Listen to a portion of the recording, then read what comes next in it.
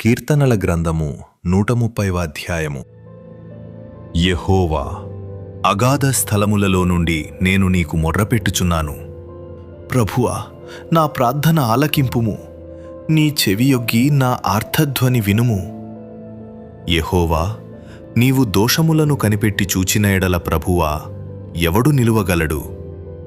అయినను జనులు నీయందు భయభక్తులు నిలుపునట్లు నీ యొద్ద క్షమాపణ దొరుకును. యెహోవా కొరకు నేను కనిపెట్టుకొనుచున్నాను, నా ప్రాణము ఆయన కొరకు కనిపెట్టుకొనుచున్నది. ఆయన మాట మీద నేను ఆశ పెట్టుకునియున్నాను.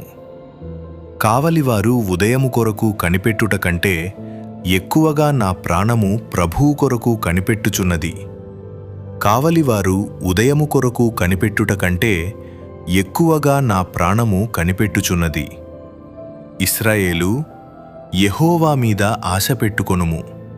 యెహోవా యొద్ద కృప దొరుకును, ఆయన యొద్ద సంపూర్ణ విమోచన దొరుకును. ఇశ్రాయేలీయుల దోషములన్నిటి నుండి ఆయన వారిని విమోచించును.